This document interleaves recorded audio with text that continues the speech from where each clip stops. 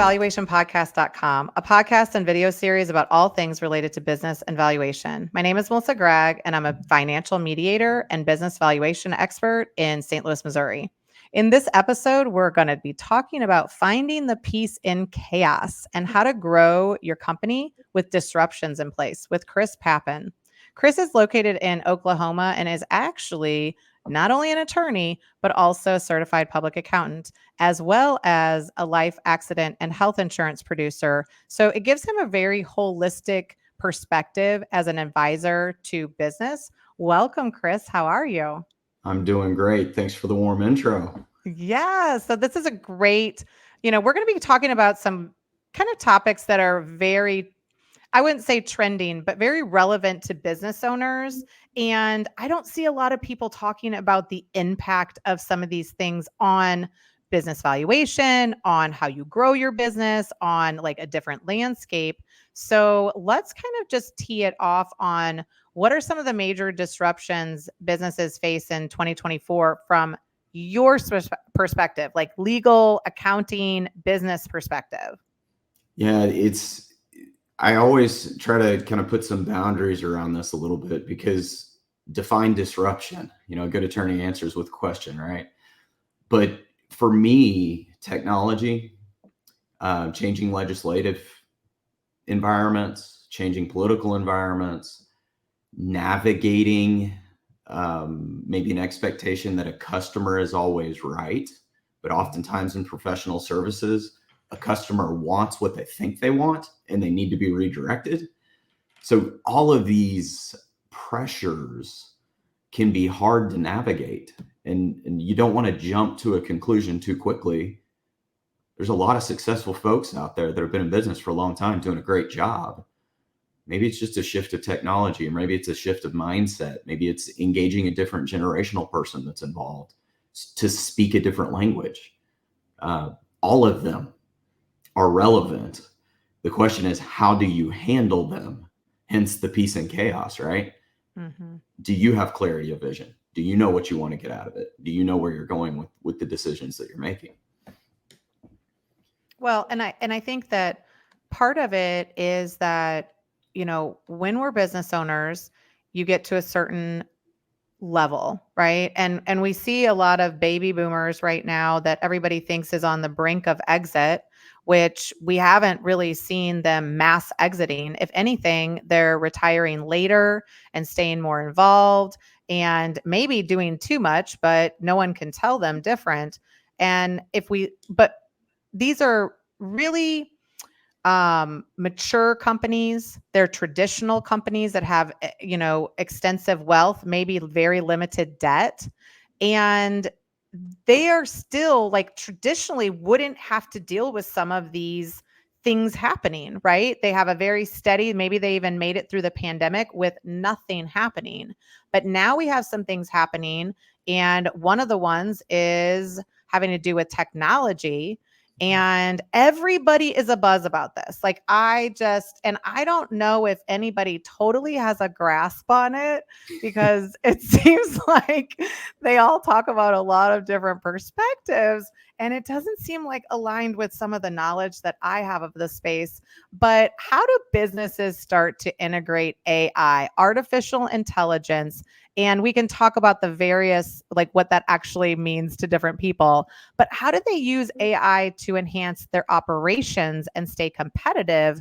Because we're looking at how to use it to like make videos on TikTok. Right. We're looking at how to use it to craft emails when we want to fire somebody. But we need to start using it on a wider platform for operations. What are you seeing in this space? So I think first is a lot of people are calling automations and other tools AI because it's popular. It's the clickbait.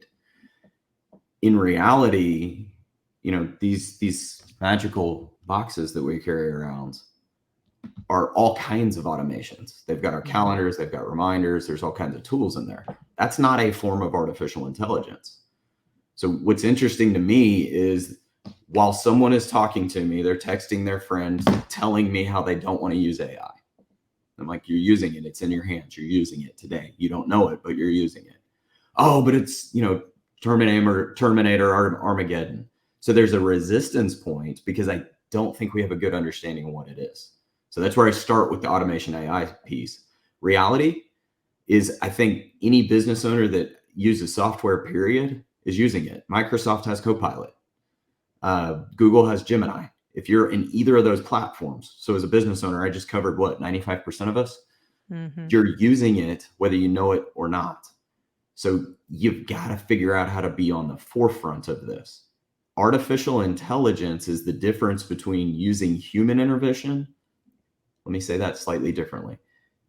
Artificial intelligence is using technology intervention instead of human intervention. There's some reasoning and analysis that goes into that. And can you make something go faster? You know, a great example that I'm a soccer coach on nights and weekends is fun, but I'm just learning this software. So I take this list of names, copy, paste. Can you put this in an Excel format that's a soccer roster? Done. Easy, but it saved me maybe 10 minutes of typing names. But I think we've got to start with these little understandings of the differences, then leverage them. And you mentioned kind of the generational gap. There's folks that were never trained how to think like software. And then you've got folks that tease these other folks, if you will. Like, they literally don't know how to communicate with humans because they only know how to communicate with software. We've got to blend those two extremes together and allow people to kind of be in the lane that is successful for them to be able to achieve both. Had a client the other day, said, I hate your phone tree. Why? Well, I mean, I've got to push buttons and that's hard to do. I'm like, is it hard to understand? Well, I mean, I'm not a new client. I'm like, okay, so you push 2? Yeah, I had to push 2. And then I had to push 4 for Whitney. And I'm like, okay, so when you call in, push 2, push 4, and you get a hold of Whitney. But I just don't like it. I'm like, okay, so call in, get my voicemail. I'll call you back in 3 weeks. No, I don't want to do that. So what do you want?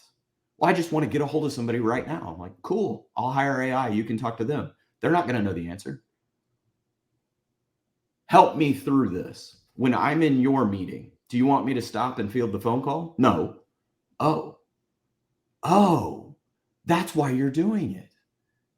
No clue from the outside in, just because they had that stigma about a phone queue. But there's the power of AI. Maybe I can get you the answer without you talking to me. In this instance, it was literally a question that they could have logged into their client portal for. But again, a technology mismatch. I don't want to use the client portal. I have a question. It didn't work the way I expected it to. Leverage technology to simplify those things for you.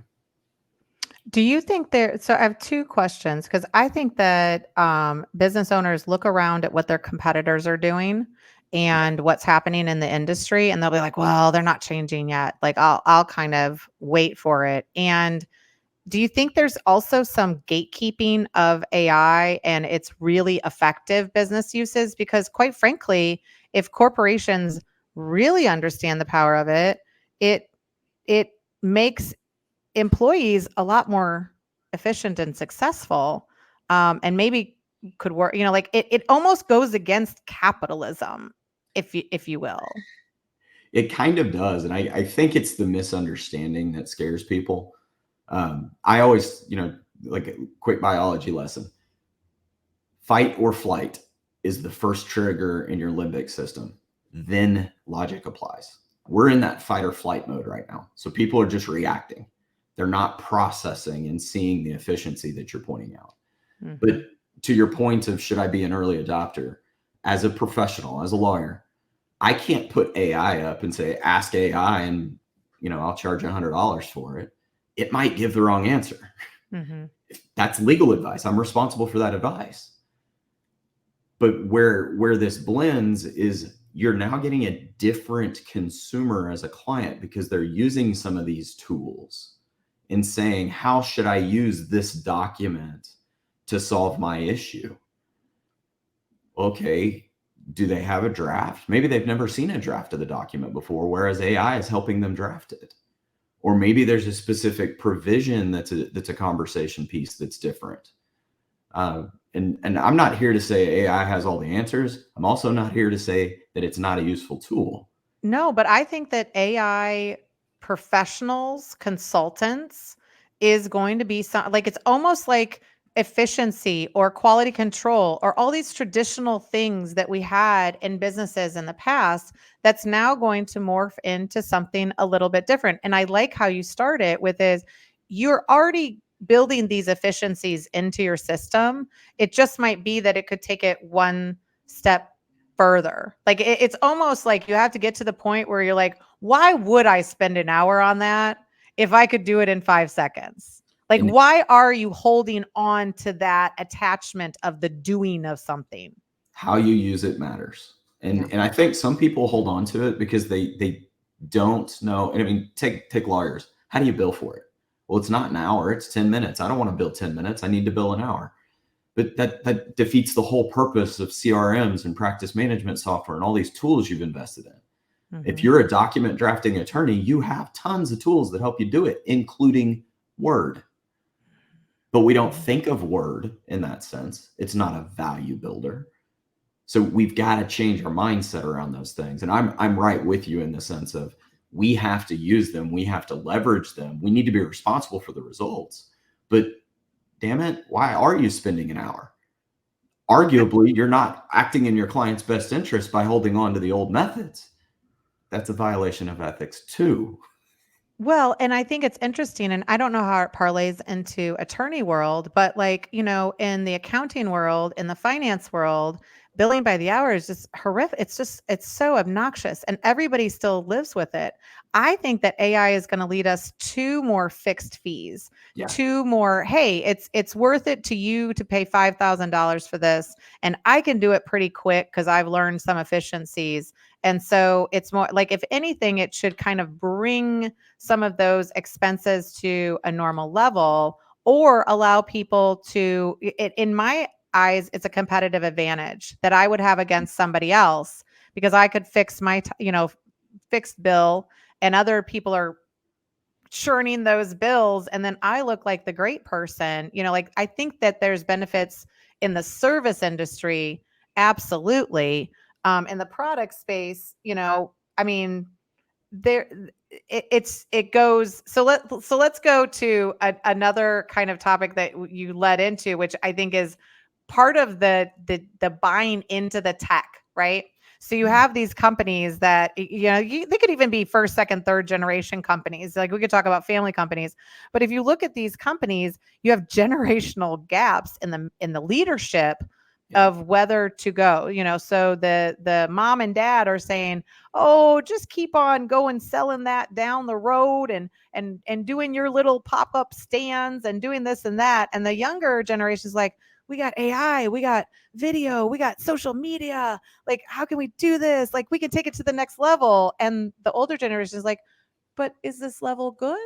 Are we okay here? So what are some of the key generational differences that are impacting, from your perspective, workplace dynamics, and maybe having some more chaos into the mix?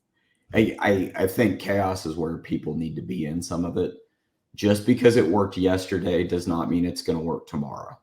Mm-hmm. You'll listen to any financial advisor speak about the stock market. History is not an indicator of the future, but you can normalize things over time. That's how our brains work. That's what we want to consume. But you can't time the market. No one can. That's where maybe a senior generation business owner and a junior generation business owner need to blend tactics. Mm-hmm. What I have found in working with my different client bases, younger generations are very quick to, here's the deal, here's the steps, here's the answer, next, here's the deal, here's the steps, here's the answer, next. But that leaves the consumer craving. But what about my specific scenario? In my case as a CPA, every entrepreneur I talk to has a very unique, special business, and they're going to do it different. And it gets reported on one of 4 tax forms. I'm not trying to over dramatize who they are, but guys, it boils down to a form. Mm-hmm. It fits in NAICS codes. So blending those two, getting, let's say, a senior who is very focused on typing things in a specific way with, non-typing technical skills, just pecking away at the keyboard. If they can say to hey, Alexa, what time is it? I mean, that's helpful. You're accelerating the process. You're cutting down on clicks, and getting the understanding first is hard, but then what's effective on the other side? Well, and this is cultural issues. I mean, because you can have senior management that's like, because literally, I don't think my teenagers, college or grade school know how to type. They know how to text, but they know how to talk to everything. Like, look up this. They talk to, so there is some. And then how do you get over the perceptions that AI is going to make people lazier or, because you have all these organizations and all these institutions that are coming out and saying, oh my gosh, AI, beware of this and beware of that. And it's all, there's so much drama that keeps on being talked about it. Is this still just the basis of not understanding it? Or is it so powerful that we can't even comprehend the fact that 90% of what we do is non-essential at this point? Yeah, I think the latter in this, like, we don't understand the right way to use it. So we struggle a little bit in the sense of how do I effectively use that? But I want to go back to your point of AI is going to make people lazy. It might. Instead of me spending 10 minutes drafting something, it did it, in what, 10 seconds, spit out the Excel file for me. Well, if we're measuring based on time, it makes it look like I didn't use my time wisely. If we're measuring based on output, outcome, value, I look like a hero. And reality is in today's world, folks have this work smarter, not harder mindset. And we've got to shift that way, because I tease about this. I'm the guy that'll say it, but I'm also the guys that'll tease. If you walked uphill in the snow both ways, you made a mistake. You should have been going downhill both ways. What's your perspective on it, right? Right. Well, and I think that is constantly the issue in corporate America or large businesses where you have a business owner. People are so important right now. They're hard to come by. They're hard to keep. They're hard to stay motivated, and they could easily jump and you're going to be worse off. We've never been in a situation where the company would be worse off. Like, people were always kind of a number.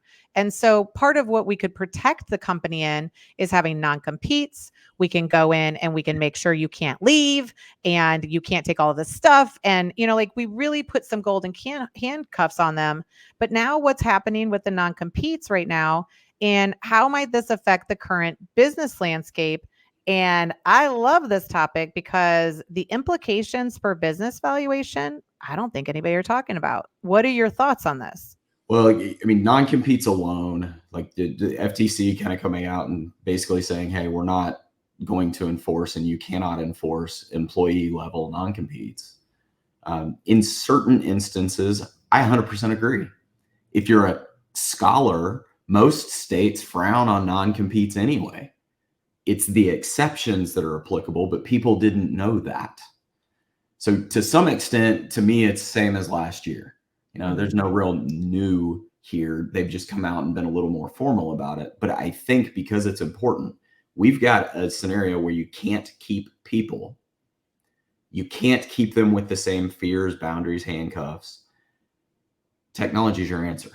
I'm going to have to leverage different tools. I'm going to have to say, well, I want this person here. Can I get their workday to 38 hours instead of 40 and give them a couple hours on a Friday to go to whatever it is they want to go to? Those are your answers. And then those measurements are jacked. How do you go back in and view performance? I can tell you right now, everybody who's listening to this is literally, their brain is exploding because there's not a freaking chance, but that is the answer. The answer is we've worked too hard and not smart enough for a long time, but our company is going to think, oh, wonderful employee. You now use AI. You only need to work 30 hours. Or are they going to be like, work 40 and it feels like, like, well, reality is they're probably going to say work 40 and produce more first. But I think the reality of where we are in times, especially kind of with the talent funnel instead of pyramid, there's fewer that are getting credentialed, licensed. We're going to have to leverage tools in different ways. I don't see it a lot different than kind of an old assembly line method. Like, we started to use technology to allow us to do different things. This is just a knowledge-based version rather than a mechanical-based version. It's going to take some figuring out. And well, value in business can be diminished if people disappear. I agree. yeah. But if you build systems, I mean, anybody that's in business builds the system that is not dependent solely on a single individual. Yeah. So if you do it right, are you drinking your own Kool-Aid or not? Yeah. And I think that that's the right perspective to have. Like, are you looking at this from the right perspective? Like, are you looking at the opportunities that you have to maybe to do something better with your employees? Or are you looking at how it's going to adversely affect you? Now, with the non-competes, though, because I don't know if it affects non-solicitation, but at least the non-competes affect when you go to sell your company, right? So I wonder if in the future, market strategic values will go down because you don't have those, like, when you buy a company, they have all these non-competes that you're buying with them. Those don't exist. So you buy a company, and if people leave, it is what it is. It increases risk and reduces the price. But like you said, you had an employee concentration issue that you didn't address that you could address with AI. And I think that that's actually a pretty brilliant piece of advice. And I've seen it in private equity space right now. I'll buy your company for $12 million. We're paying it out over the next 5 years. And a condition is people stay. Mm-hmm. So people can mitigate risk in a lot of different ways with different contracts. It's no longer a non-compete. It's a performance incentive. And I think getting those aligned, it changes, maybe an older, more developed business, the exit plan was pay me $1 million and I'll leave. Mm-hmm. It's not going to be that anymore. You might get 400,000 down and you'll get some payments over time. Mm-hmm. That's where the shift is. You'll still get your value as long as there's a continuity of business, which is what people wanted anyway. And it was what kind of a non-compete was anyway. It was like, okay, you're going to stay on for a couple of years. You're going to receive this earnout. You're going to get this money. We're going to make sure everything works. But, those are just some of the strategies to even sell those are the implications to selling your company.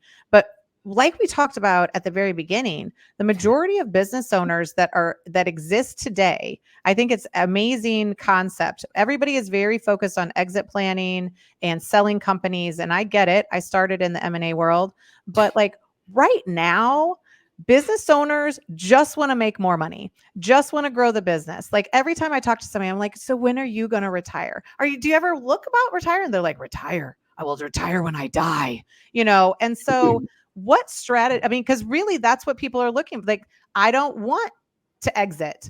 I want strategies that are effective in maintaining growth during these periods that I have no idea what to do. And there's significant disruption in my industry, but I also don't know where to go to get it because everybody all the other business owners like me are like struggling, right? To know where to go.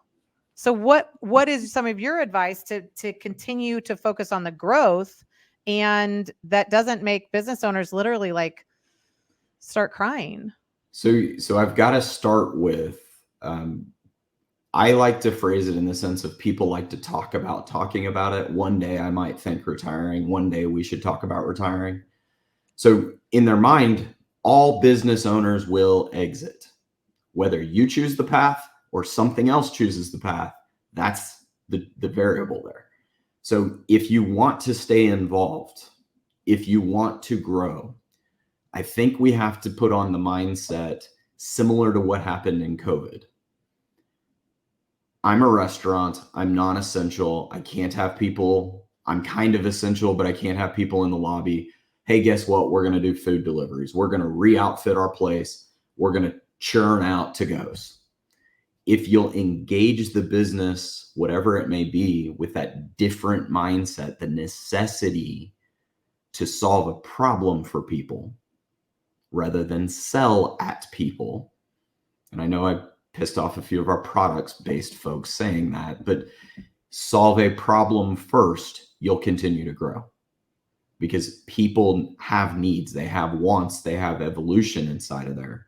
So don't don't grow for revenue's sake, don't chase money, solve.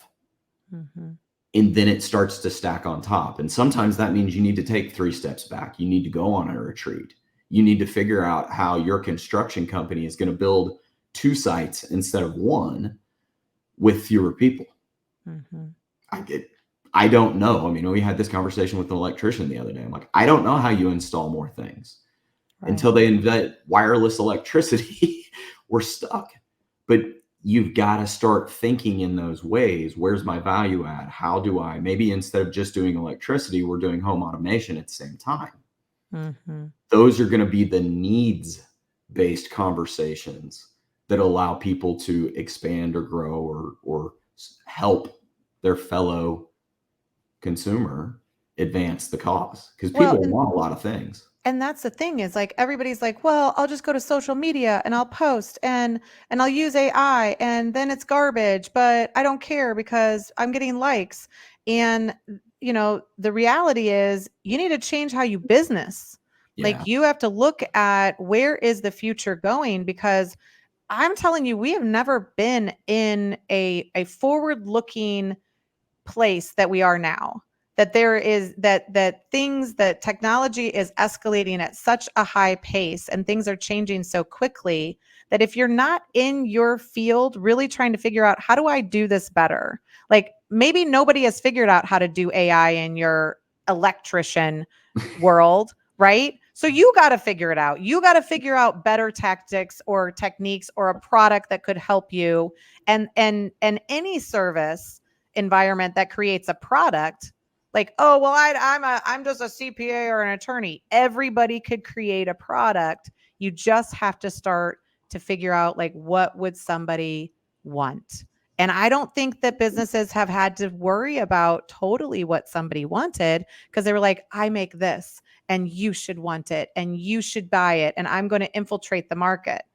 So how are people shifting in those businesses? Well, to me, it's a value proposition first.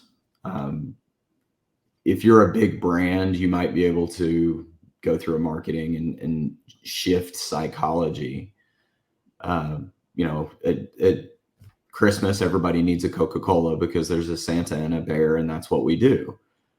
I don't have that kind of dollar, and I don't think the majority of businesses that we're talking to can pull that off. So it boils back down to who's your client base right now, and how can you serve them better with the tools and resources that you have. I've never talked to a business owner that said, I'm doing everything possible at the highest level and every customer's happy. Never. Mm-hmm. So lean into that. Where's maybe it's just one more phone call. Mm-hmm. Maybe it's reorganizing your calendar to where your team's going home at 4:30 instead of 5. Mm-hmm. Maybe it is a webinar. Maybe it's a one-to-many email that says, this was a tough month. Everybody failed, not just you. Subtle, but those little touches as you go are going to open doors. And then if it's the business owners that I think are listening and that we are, you're going to listen to your consumer. They're going to give you opportunities. Mm-hmm. And that's where you've really got to apply. Okay, how does that apply to me? How can I? Oh, what's this? Wait, you said over here, this is hard for you to do. Don't just sit there and complain that it's hard. Help solve that issue. If that means you need to ask ChatGPT, how do I write a software to make these payments automated for my client? Ask.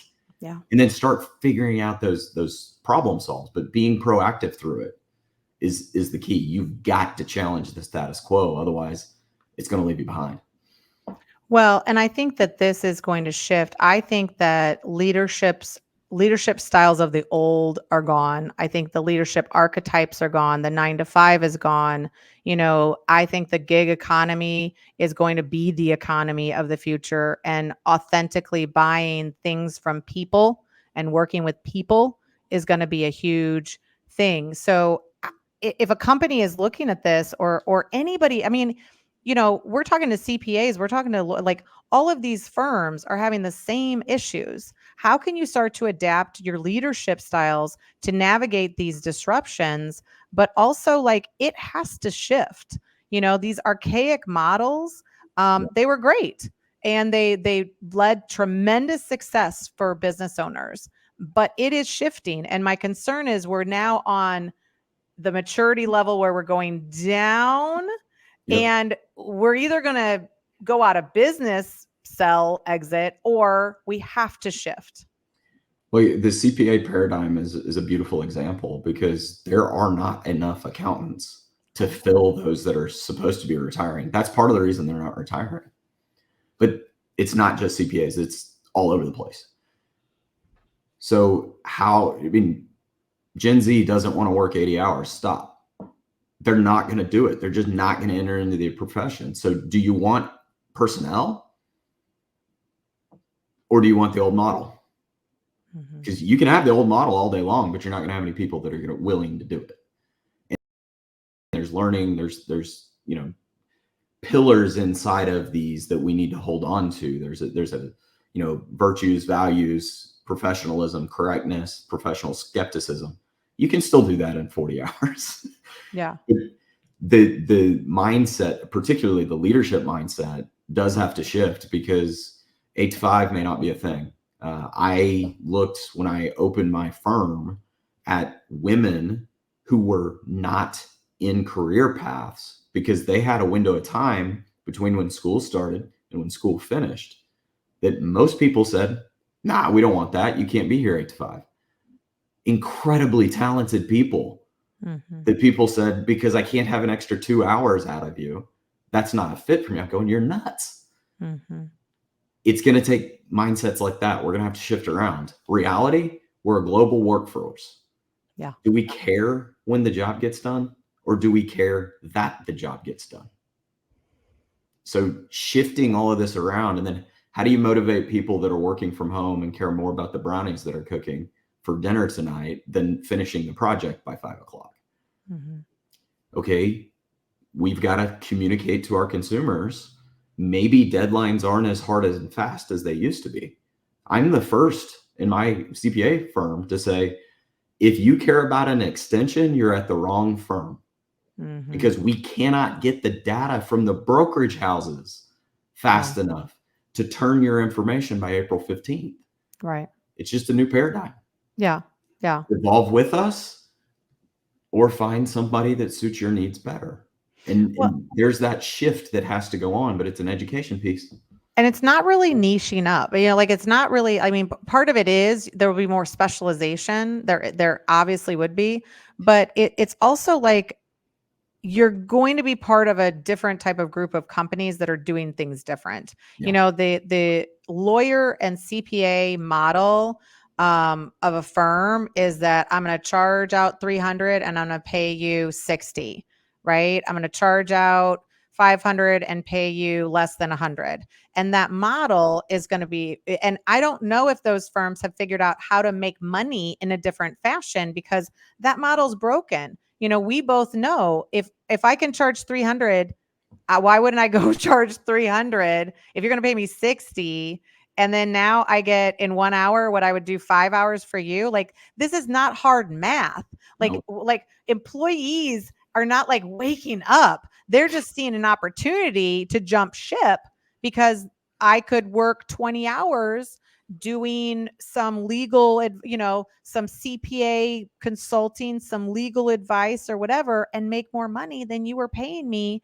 And guess what? I don't want your happy birthday cake once a month that everybody eats off of. And your coffee always sucked. And Betty is annoying and always bothers me while I'm working. So I'm actually more distracted at work than I am at home, because I have a system at home. I have comfort at home. Like, mental health issues, I think, are helpful to be at home. But again, I think it's more so you have to start aligning with the right firms, the right, Mhm. like you might want, like some people still want that traditional model and they're going to be fine, but that it is going to change in the future. Like, what do you recommend in general? Because I think what you're saying is even we as professionals need to be more holistic in this approach. And your approach is a little bit different, so how do we start to do things different, not only at our own level of organization, right, in our own teams, but also in the future? As I don't know where the future is. Like, I We, really don't. I think the reality is we need to stay adaptable. We need to be willing to change. What worked yesterday may or may not work tomorrow. Yeah. If it doesn't, are you going to shift? Is it an execution issue or is it a system issue? I'm with you on a lot of the work models. Everything you described, that's employee complaints number one. Not everybody can work from home. Not all tasks can be done from home. So a hybrid is appropriate, but Mm-hmm. you've got to build the infrastructure. You've got to have the conversations. A lot of this is just brainstorming. There's no singular answer that works for everybody. Well, You've got to find what works for you. and I'll tell you, as a woman, like I looked at the statistics recently because, like, mathematically, I'm just psycho like that. And if you look at all the buildings and infrastructure, the majority of architects and engineers, like 95% of them are men. So they've built these structures, these work homes, offices, buildings, like we never have enough women's bathrooms. Shocking. That's never changed over like 5 decades because we have men that are creating these spaces. And Yeah. now we have a lot of women in the workforce that are saying, like, we converted a house to an office. Why? Because it feels like a house, but it's an office, right? And so we have the capability to work in a capacity that is more comfortable than that traditional environment, right? And so we had to do things different because I want to sit and cross my legs, or I want to sit on a couch next, like we want different ways of operating, and or take a nap. Well, God forbid. You're tired, you're overwhelmed, and you need to take a nap. Like, you're probably going to be half-ass if you don't take that nap, right? But nobody would encourage that. Like, how No. do we, and I think that that's what's really happening is this work-life balance is being forced by the younger generations because they're like, you guys did a lot of burning yourself out. And I think that we just don't have to do that. There's Right? in my constitutional law studies, the common law professor talked about a pendulum swinging. And I don't know where this pendulum stops, but I'm 100% with you on everything you described in the sense of, I think women in the workplace, particularly in STEM-based industries, is going to be a norm. Mm-hmm. A woman electrician is probably, oh my gosh, how does that work? Mm-hmm. But the reality is those things are going to change. And with that, we're going to get good ideas just like you described. And we've got to get over, who cares about how it looks? Who cares if there's a couch or not a couch? Can we be effective in taking these new different steps together that yield the result that people want? Yes, but we have never aligned in a traditional capitalism. We've never aligned productivity with pay or motivation. And like that's always the contest, right?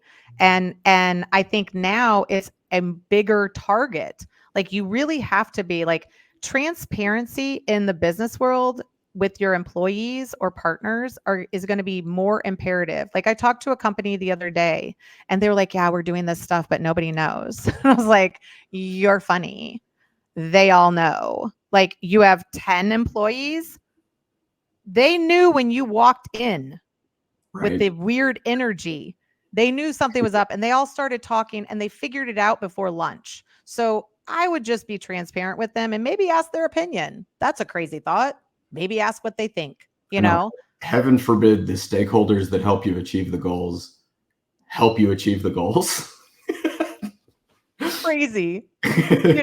Or this organization was like, well, we're going to tell you in the future. And I was like, is the future now? Is the future right now? Because I don't have time to wait for you to figure it out, or then give me some diatribe that is bullshit. Like I think we're seeing through the BS now Yeah. in some capacity. But we've given some information about how to reach out to you. And could you just tell us a little bit more about you, your firm, how somebody would reach out to you, and other ways to work with you? Yeah. So papincpa.com is probably the best resource. It'll talk about me, my team. We do a 2-meeting approach. And most are going to think, okay, it's tax and accounting work. He's probably worried about tax returns. I agree. They're a natural consequence of everything else that we do. But this planning, the debate that we're kind of having about how do you overcome what's best, that's really where we fit. It's our advisory services. And reach out. When in doubt, reach out is always kind of the clickbait buzz line. But oftentimes we have this wealth of knowledge and experience just from representing others that are just like you, asking the same questions, trying to overcome these. Heck, I'm a business owner that's fighting these battles too. Sometimes we just need to get in a room because it's lonely at the top. But most importantly, in all of this, LinkedIn has a lot of free materials. And I think that's where people can get some thoughts and ideas. We dump free tips out there. Consume it. If it fits you, again, reach out. If not, use the information, make your sphere of influence better by whatever's out there. So Yeah. my call to action on all of this is I'd love for you to reach out and work with folks, but at a minimum, take the data here in this podcast or that I've got and do something with it. Mm-hmm. Just go be proactive as you go through this, because collectively, if we all do 1% better, imagine that world instead of doing 1% worse. Mm-hmm. And I think that it's hard to find accountants and attorneys that have any depth in technology and other things that are going forward. So differentiating yourself in a space that is very unknown, I think, is very powerful. But it also requires you actually doing it. And so you can't just be like, here's how you use AI. Like we could tell you 100 different ways that we use AI to do what? To make our lives easier so that we absolutely work less. Like that is absolutely the goal. Like I want to work less, you want to work. And I don't understand why people don't get that. Like if they really ask themselves, like, do you want to work less? Of course I do. And I want to get the same amount of stuff done. So to me, like the most ideal situation, like efficiency is delightful. Like why would you want to do that? But the I one thing appreciate that everybody may agree on. Exactly. I want to work easier, less, and make more money. Like who doesn't, right? But yet we fight. The reality is we got to do some of the work. Like we tried to wait around for people to tell us how to use AI. We'd still be waiting, And so you really have to take it and if you're not the person, identify the person, right? Partner with people. I would encourage people to start partnering as opposed to you work for me and you're my employee. Like that's just not going to be conversation that anybody wants to continue to have going forward. And until the narrative changes, it's going to be a parent who has changed their own narrative. So I appreciate you, Chris. This was a great conversation. I love AI. So if we want to come back and talk more about that or anything else, you're welcome to do it. So we appreciate you. Thanks for having me. I really enjoyed it.